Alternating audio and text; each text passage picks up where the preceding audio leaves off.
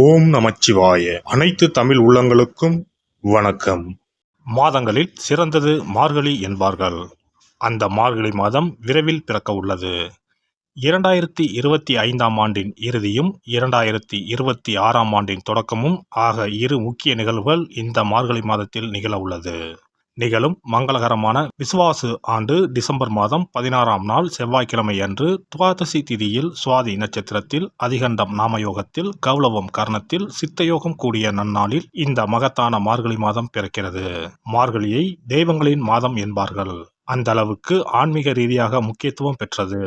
இம்மாதத்தில் கிரக நிலைகளில் பல்வேறு மாற்றங்கள், சில முக்கிய நிகழ்வுகள் நடைபெற உள்ளன. இது 12 ராசிகளிலும் தாக்கத்தை ஏற்படுத்தும். மார்கழி மாதம் டிசம்பர் மாதம் 16ஆம் தேதி தொடங்கி ஜனவரி மாதம் 14ஆம் தேதி வரை உள்ளது. இம்மாத கிரகநிலை என எடுத்துக்கொண்டால் குரு பகவான் மிதுன ராசியில் வக்ரகதியில் உள்ளார். கேது பகவான் சிம்ம ராசியில் உள்ளார். புதன் மற்றும் சுக்கிர பகவான் விருச்சிக ராசியிலும், சூரியன் மற்றும் செவ்வாய் பகவான் தனுசு ராசியிலும் உள்ளார்கள். சனி மற்றும் ராகு பகவான் கும்பராசியில் உள்ளனர். இம்மாத கிரக பயிற்சி என எடுத்துக்கொண்டால் 21/12/2025 குரு பகவான் வக்ர நிலையில் புனர்பூசம் 4ஆம் பாதத்தில் இருந்து புனர்பூசம் 3ஆம் பாதத்திற்கு பயிற்சியாக உள்ளார். 22/12/2025 சுக்கிர பகவான் விருச்சிக ராசியில் இருந்து தனுசு ராசிக்கு பயிற்சியாக உள்ளார். அதேபோல 25/12/2025 புதன் பகவான் விருச்சிக ராசியில் இருந்து தனுசு ராசிக்கு பயிற்சியாக உள்ளார். மேலும் 11/1/2026 புதன் பகவான் தனுசு ராசியில் இருந்து மகர ராசிக்கும், செவ்வாய் பகவான் 14/1/2026 தனுசு ராசியில் இருந்து மகர ராசிக்கும் பயிற்சியாக உள்ளார். இம்மாத சிறப்புகள் என எடுத்துக்கொண்டால் டிசம்பர் மாதம் 19ஆம் தேதி அனுமன் ஜெயந்தி, டிசம்பர் மாதம் 30ஆம் தேதி வைகுண்ட ஏகாதசி, ஜனவரி 3ஆம் தேதி ஆருத்ரா பௌர்ணமி, ஜனவரி 14ஆம் தேதி போகி பண்டிகை ஆகிய நிகழ்வுகள் உள்ளன. பொதுவாகவே மார்கழி மாதம் முழுவதுமே விசேஷம்தான். இந்த வருடம் வரும் மார்கழி கூடுதல் முக்கியத்துவம் பெறுகிறது. பிறக்கப்போகும் இந்த மார்கழி மாதத்தில் உங்கள் வாழ்வில் வளமும் நலமும் செல்வ செழிப்பும் பெற்று வாழ்வில் உயரிய நிலையை அடைய எல்லாம் வல்ல எம்பெருமானை வேண்டி விரும்பி கேட்டுக்கொள்கிறேன். கடகராசி அன்பர்களே, மார்கழி மாத கிரக நிலைகளை ஆராய்ந்து பார்க்கும் பொழுது மாத தொடக்கத்திலேயே அஷ்டமத்து சனி பலம் பெற்று சஞ்சரிக்கிறார். ஜென்மத்தில் சஞ்சரிக்கும் குருவும் வக்ர இயக்கத்தில் இருக்கிறார். எனவே இம்மாதம் சோதனை காலமாகவே இருக்கும். சிக்கல்களும் சிரமங்களும் சிறு சிறு தொல்லைகளும் வரலாம். பக்கபலமாக இருப்பவர்களை நம்பி எதையும் செய்ய இயலாது. பல பணிகள் பாதியிலேயே நிற்கும். சோதனைகளை சாதனைகளாக மாற்றி காட்ட வழிபாட்டை மேற்கொள்ளுங்கள். அந்த வழிபாட்டை முழுமையாக சனியின் மீது செலுத்த வேண்டிய நேரம் இதுவாகும். மார்கழி மாதம் 6ஆம் தேதி மிதுன ராசிக்கு குரு வக்ர இயக்கத்தில் செல்கிறார். உங்கள் ராசிக்கு 6 மற்றும் 9 ஆகிய இடங்களுக்கு அதிபதியானவர் குரு பகவான். அவர் 12ஆம் இடத்திற்கு வரும்பொழுது பயணங்கள் அதிகரிக்கும். பல வழிகளிலும் விரயங்கள் ஏற்படும். இடமாற்றம் திடீரென வந்து இதயத்தை வாட்டும். குரு பார்வை பதியும் இடங்கள் நன்மை தரும் என்பதால் தாய் வழி ஆதரவு கிடைக்கும். மற்ற சகோதரரிடம் அன்பு காட்டிய பெற்றோர் இப்பொழுது உங்கள் மீது பாசம் காட்டுவர். இடம் பூமியால் ஏற்பட்ட பிரச்சனை நல்ல முடிவிற்கு வரும். பத்திரப்பதிவில் இருந்த தடைகள் அகலும். உத்தியோகத்தில் இதுவரை உங்களுக்கு தொல்லை கொடுத்து வந்த மேல் அதிகாரிகள் மாறுதலாகி செல்வர். எதிர்பாராத சலுகைகளை பெறுவீர்கள். வீடு கட்டும் முயற்சியில் ஆர்வம் காட்டுவீர்கள். இதுவரை வியாபாரத்தில் ஏற்பட்ட இழப்புகளை ஈடு செய்ய எடுத்த முயற்சிக்கு பலன் கிடைக்கும். விலகிச் சென்ற சொந்தங்கள் விரும்பி வந்து இணைவர். வருமானம் திருப்திகரமாக இருக்கும். வழக்குகள் சாதகமாக முடியும். வாகன மாற்றம் செய்ய உகந்த நேரம் இதுவாகும். மார்கழி மாதம் 7ஆம் தேதி தனுசு ராசிக்கு சுக்கிர பகவான் செல்கிறார். உங்கள் ராசிக்கு 4 மற்றும் 11 ஆகிய இடங்களுக்கு அதிபதியானவர் சுக்கிர பகவான். சுகம் மற்றும் லாபஸ்தானத்திற்கு அதிபதியானவர் சுக்கிர பகவான். அவர் 6ஆம் இடத்திற்கு வரும்பொழுது உத்தியோகத்தில் எதிர்பார்த்த ஊதிய உயர்வு கிடைக்க எதையாவது செய்யலாமா என்று சிந்திப்பீர். பிள்ளைகளின் எதிர்கால நலன் கருதி நீங்கள் எடுத்த முடிவுகள் வெற்றி பெறும்.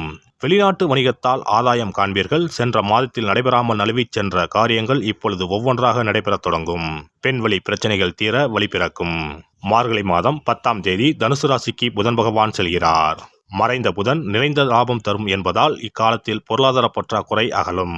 கொடுக்கல் வாங்கல் லாபம் தரும். வளர்ச்சி பாதையை நோக்கி அடியெடுத்து வைப்பீர்கள். உறவினர்கள் மற்றும் நண்பர்கள் உங்கள் தொழிலில் பங்குதாரர்களாகி உற்சாகத்தை ஏற்படுத்துவர். நீண்ட தூரங்களில் உள்ள புண்ணிய தலங்களுக்கு சென்றும் வரும் வாய்ப்பு கைகூடும். மார்கழி 27ஆம் தேதி மகர ராசிக்கு புதன் பகவான் செல்கிறார். புதன் பகவான் சப்தமஸ்தானத்திற்கு வருவது யோகம்தான். அவர் பார்வை பலத்தால் பலவித நன்மைகளை காணப்போகிறீர்கள். உடன் இருப்பவர்களால் நன்மை கிடைக்கும். குடியிருக்கும் வீட்டால் ஏற்பட்ட பிரச்சனைகள் அகலும். உறவினர்கள் உங்கள் முன்னேற்றத்தை கண்டு ஆச்சரியப்படுவர். கல்யாண முயற்சிகள் கைகூடும். மார்கழி மாதம் 30ஆம் தேதி மகர ராசிக்கு செல்லும் செவ்வாய் பகவான் அங்கு உச்சம் பெறுகிறார். இக்காலம் ஒரு பொற்காலமாகவே அமையும். யோகம் செய்யும் கிரகம் வலுவடைவதால் தேக நலன் சீராகும், செல்வ வளம் பெருகும், தெய்வப்பற்று அதிகரிக்கும், கூட்டு முயற்சியில் இருந்து விலகி தனித்து இயங்க முற்படுவீர்கள். உத்தியோகத்தில் உள்ளவர்களுக்கு உயர் அதிகாரிகளின் மூலம் நன்மை கிடைக்கும். பொது வாழ்வில் இருப்பவர்களுக்கு புதிய திருப்பங்கள் ஏற்படும். உறவினர்களிடையே இருந்த மனஸ்தாபங்கள் மாறும். வருமான அதிகரிப்பிற்கு வழிபிறக்கும். பொது வாழ்வில் உள்ளவர்களுக்கு மேலிடத்தில் நல்ல பெயர் கிடைக்கும். வியாபாரம் மற்றும் தொழில் செய்பவர்களுக்கு வங்கிகளில் ஒத்துழைப்பு உண்டு. உத்தியோகத்தில் இருப்பவர்களுக்கு மாதத்தின் பிற்பகுதி மகிழ்ச்சி தரும். கலைஞர்களுக்கு புகழ் கூடும். மாணவ மாணவிகளுக்கு கடின முயற்சி கல்வியில் வெற்றி தரும். பெண்களுக்கு உறவினரிடம் இருந்து வந்த மனக்கசப்பு மாறும். வரவும் செலவும் சமமாகும். இம்மாதம் அனுமன் வழிபாடு ஆனந்தம் வழங்கும். இம்மாதம் பண தேவையை பூர்த்தி செய்யும் நாட்கள் டிசம்பர் 16, 27, 28, ஜனவரி 1, 2, 7, 8. மகிழ்ச்சி தரும் வண்ணம் பொன்னிற மஞ்சள். சிறப்பு தொகுப்பு. வெற்றிகள் குவிய விஷ்ணு வழிபாடு. ரொக்கத்திற்கு முக்கியத்துவம் கொடுக்கும் நாம் சொர்க்கத்திற்கும் முக்கியத்துவம் கொடுக்கும் விழாவை கொண்டாட வேண்டும். அந்த விழா இந்த மார்கழி மாதம் வருகிறது. திருப்பதி, திருவரங்கம் உள்ளிட்ட விஷ்ணு ஆலயத்தில் நுழைய லட்சக்கணக்கான மக்கள் காத்திருப்பார்கள். அதேபோல திருக்கோஷ்டியூர், உப்பிலியப்பன் கோவில், திருமோகூர் போன்ற உலகத்தில் உள்ள சகல விஷ்ணு ஆலயங்களிலும் ஏகாதசி விழா உற்சவம் சீரும் சிறப்புமாக நடைபெறும். இந்த கண்கொள்ளா காட்சியை கண்டு மகிழ்ந்தால் பொன்னும் பொருளும் போற்றுகின்ற செல்வாக்கு இன்னும் உயரும். மாதங்களில் புனிதமானதாகவும் தேவர்கள் துயில் எழும் மாதமாகவும் கருதப்படும் மார்கழி மாதத்தில் நாம் விஷ்ணுவை வழங்கினால் விருப்பங்கள் அனைத்தும் நிறைவேறும். அதனால்தான் மாதங்களில் நான் மார்கழி என்று கண்ணன் சொல்லியதாக சொல்வார்கள். இம்மாதம் 15ஆம் தேதி, அதாவது 30/12/2025 செவ்வாய்க்கிழமை வைகுண்ட ஏகாதசி வருகிறது. அங்கனம் வைகுண்ட ஏகாதசி வரும்பொழுது சொர்க்க வாசலை திறப்பார்கள். ஆண்டு முழுவதும் அடைத்திருக்கும் கதவு அன்று மட்டும்தான் திறந்து வைக்கப்படும். அந்த சொர்க்க வாசலின் வழியாக நாம் நுழைந்து வந்தால் சிக்கல்கள் தீரும், செல்வ வளம் பெருகும். ஏகாதசி அன்று இல்லத்து பூஜை அறையில் விஷ்ணு லட்சுமி படம் வைத்து வழிபட வேண்டும். அவள் வெல்லம் கலந்து நைவேத்தியம் வைத்து சாப்பிடலாம். முழு விரதம் இருக்க முடியாதவர்கள் மதியமும் இரவும் பலகாரம் செய்து சாப்பிடலாம்.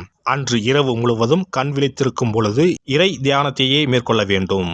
மறுநாள் அதிகாலையில் சூரியன் உதிக்கும் முன்னதாக நீராடி பச்சரிசி சோறு, அகத்திக்கீரை, நெல்லிக்காய், கருணைக்கிழங்கு, புளிக்குழம்பு சாப்பிடுவது நல்லது. அகத்திக்கீரையும் நெல்லிக்காயும் உணவில் சேர்த்துக் கொள்வது அவசியமாகும். இந்த மார்கழி மாதத்தில் கன்னி பெண்கள் அதிகாலையில் எழுந்து நீராடி வீட்டின் முன்பக்கத்தில் கோலமிட்டு அதன் மத்தியில் மஞ்ச வண்ண பூ வைத்தால் மங்களம் உண்டாகும். பரங்கி பூவை வைத்து அழகுபடுத்துவது கண்கொள்ளா காட்சியாகும். கிருமி நாசினியாக சாணத்தின் மீது அதை பதித்து வைத்திருப்பர். மங்களம் நடைபெறுவதற்காக மஞ்சள் வண்ண பூவை வீட்டு கோல மத்தியில் வைப்பது வழக்கம். குனிந்து அமர்ந்து நிமிர்ந்து கோலம் போடும் பொழுது விரல்களுக்கு மகிழ்ச்சி கிடைக்கிறது. சிறந்த யோகாபியாசம் ஏற்படுவதாக கூறுவார்கள். இந்த வழிபாட்டின் மூலம் மனநலமும் உடல் நலமும் சீராகிறது. பிரம்ம முகூர்த்தத்தில் எழுந்து ஓசோன் என்ற காற்று மண்டலத்தில் உள்ள காற்று நம் மீது பதிவதால் ஆரோக்கியம் மேம்படுகிறது. திருப்பாவை, திருவெம்பாவை பாடி வழிபாட்டை மேற்கொண்டால் திருமணம் கைகூடும். அதிகாலையில் இறை நாமத்தை உச்சரிப்பதன் மூலம் அனைத்து நலன்களும் கிடைக்கும். இப்படிப்பட்ட சிறப்பு வாய்ந்த மார்கழி மாதத்தில் ஏகாதசி விரதத்தை இனிதே கடைபிடித்து பார்க்கடலில் துயிலும் பரந்தாமனை வழிபட்டால் வாழ்க்கை வளமாகும், வளர்ச்சியும் பெருகும், வருங்காலம் நலமாகும், வருமானம் திருப்தி தரும். விஷ்ணுவை வழிபட்டு அவரது துணையாக விளங்கி செல்வத்தை நமக்களிக்கும் லட்சுமியின் சன்னதிக்கு சென்று லட்சுமி வருகை பதிகம் பாடினால் அந்த தேவி இல்லம் தேடி நமக்கு அல்ல அல்ல குறையாத செல்வத்தை வழங்குவாள். அஷ்டலட்சுமியின் படத்தை விஷ்ணு லட்சுமி படத்துடன் பூஜை அறையில் வைத்து வழிபடுவது நல்லது. லட்சுமிக்கு பாடல் படித்து வழிபடும் போது வருகை பதிகம் பாட வேண்டும். அன்றைய தினம் அவள் நைவேத்தியம் செய்து தேவியை வழிபட்டால் உங்கள் ஆசை பூர்த்தியாகும். நமக்கு வாழ்வில் ஏற்படும் இன்னல்கள் அகன்று இனிய பலன் கிடைக்கும். எல்லாம் வல்ல இறையருளால் நீங்களும் உங்கள் அன்பு குடும்பமும் உடல் நலம், நீலாயுள், நிறை செல்வம், உயர் புகழ், மெய்ஞானம் ஓங்கி வாழ்க வளமுடன். இந்த வீடியோ பதிவு உங்களுக்கு பிடித்திருந்தால் லைக் பண்ணுங்க, கமெண்ட் பண்ணுங்க, ஷேர் பண்ணுங்க, மறக்காம சப்ஸ்கிரைப் பண்ணுங்க, பக்கத்துல இருக்கிற பெல் பட்டனை கிளிக் பண்ணுங்க. நன்றி, வணக்கம். ஓம் நமச்சிவாய. சிவாய நம.